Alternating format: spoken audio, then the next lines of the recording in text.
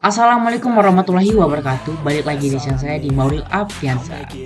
Baik teman-teman, di video sebelumnya kita sudah membuat tutorial menginstal aplikasi dalam pendukung membuat sebuah program di komputer teman-teman. Apa saja seperti di MS Visio dalam pembuatan flowchart, kemudian masalah jaringan juga kita sudah menjelaskan menginstal aplikasi Cisco, kemudian kode blok untuk membuat bahasa pemrogramannya. Nah, kali ini kita akan mendemonstrasikan cara membuat struktur kode blok dari sebuah program dari kasus yang kita inginkan. Nah, pada kasus kali ini kita akan mendaftarkan pasien rawat jalan. Langsung saja kita membuka aplikasi yang sudah kita install. Disarankan untuk teman-teman menonton aplikasi sebelumnya, penginstalan aplikasi ini teman-teman. Di video-video sebelumnya saya sudah buat ya, teman. Langsung saja kita buka aplikasinya.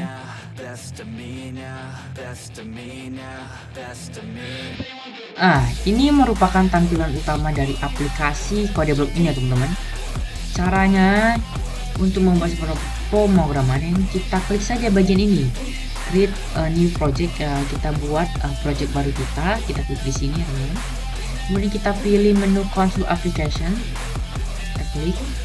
Nah, bahasa pemrogramannya kita pilih saja. Kali ini kita menggunakan bahasa pemrograman C++. Kita buat saja project title-nya, pendaftaran rawat jalan misalnya.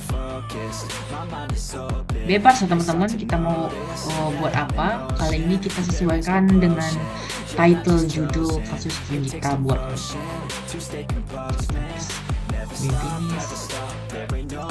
Nah, muncul seperti ini teman-teman. Kita klik bagian ini search, kemudian di CPP. Nah, di sini kita selanjutnya itu tinggal memasukkan bahasa pemrograman yang sudah kita buat, teman-teman. Jadi teman-teman, karena kita tadi menggunakan bahasa C++, teman-teman harus memahami terkait dengan struktur-struktur bahasa pemrograman pada C++. Berhubung saya sudah buat kodenya atau bahasa pemrogramannya, kita pilih saja. Nah, nanti saya akan jelaskan struktur-struktur dari bahasa pemrograman dari kasus yang saya buat di sini, teman-teman. Kita langsung running saja, teman-teman. Running, saja kita klik di sini ya, teman-teman, build and run. Nah, ini merupakan output dari bahasa pemrograman yang sudah kita buat, teman-teman. Ada 4. Menambahkan pasien, kemudian tampil pendaftar pasiennya, kemudian mencari pasiennya, kemudian keluar dari kita ini, keluar dari program ini. Kita klik 1 tambah pasien misalkan. ID kita menggunakan angka ya teman-teman, karena ID itu 1 misalkan. Kemudian nama pasien udah pasti menggunakan huruf teman-teman. Kemudian umur pasien kita buat 18 misalkan. Jadi selanjutnya misalkan diabetes ya, misalkan ya. Kalau diabetes berarti dia harus tujuan ke gimana, penyakit dalam ya.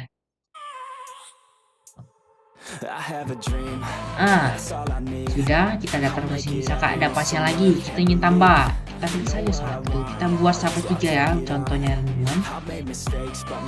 Terus 2 misalkan, dan pasiennya salsa,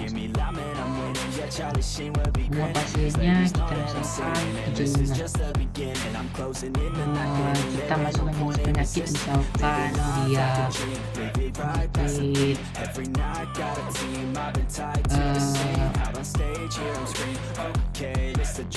mata kabur,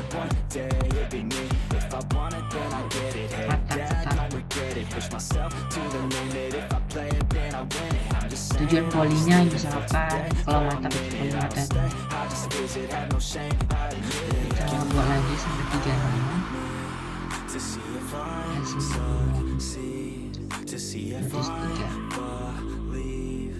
Jono pasien 65 stroke.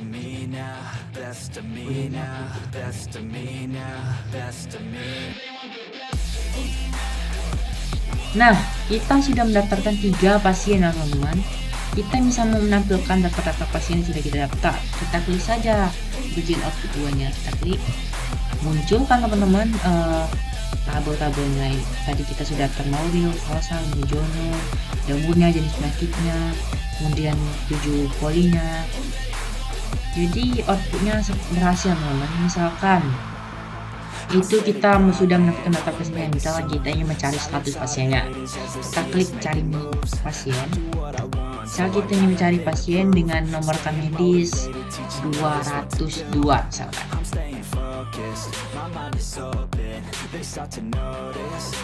Nah, datanya udah teman-teman, 202 tadi benar kan, sudah kita daftar namanya Salsa. Kita lihat ya, kita daftarkan pertama tadi Salsa.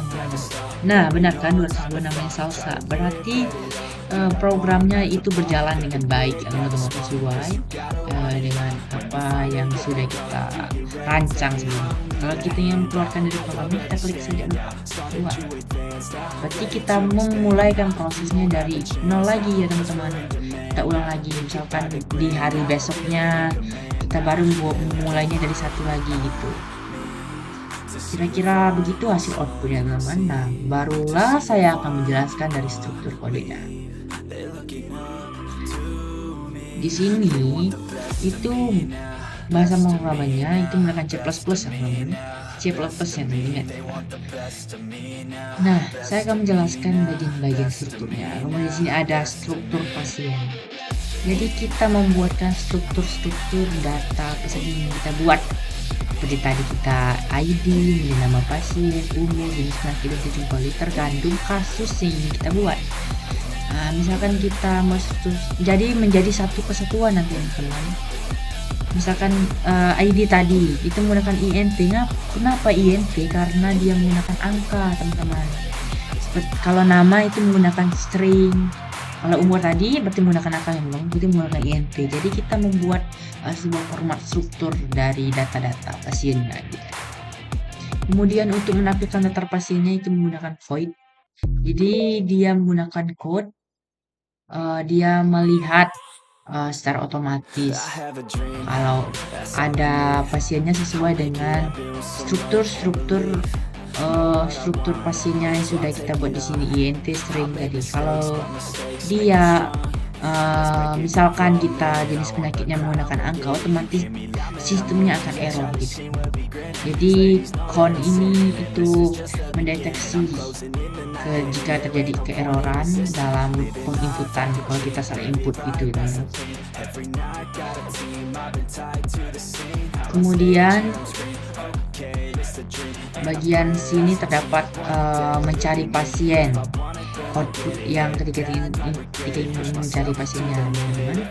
Kita klik tadi kan ada menggunakan INT ID, tapi menggunakan angka ID dan nomor medis. Kemudian connya itu memasukkan ID, kemudian outputnya nanti ID-nya akan dicari otomatis, kemudian memunculkan hasil dari ID pasien yang sesuai ingin kita cari tadi teman-teman. Baru dia return ini mengulang lagi, mengulang ke sebelumnya gitu. Kemudian switch ini itu menampilkan bagian-bagian kasus atau outputnya tadi ada 4 ya. Ada untuk menambahkan pasien, kemudian tampilan daftar pasiennya, kemudian untuk mencari pasiennya. Di sini ada case 4. Nah, kalau return 0 ini kita misalkan klik bagian 4 tadi, otomatis kita akan mengulang dari kasus untuk memulai mendaftar pasien baru. Begitu ya teman-teman, kira-kira struktur dari bahasa pemrograman yang saya buat tadi. Semoga bermanfaat ya teman-teman. Di next video kita akan membuat kasus-kasus yang lainnya. Sampai jumpa di video selanjutnya. Assalamualaikum warahmatullahi wabarakatuh.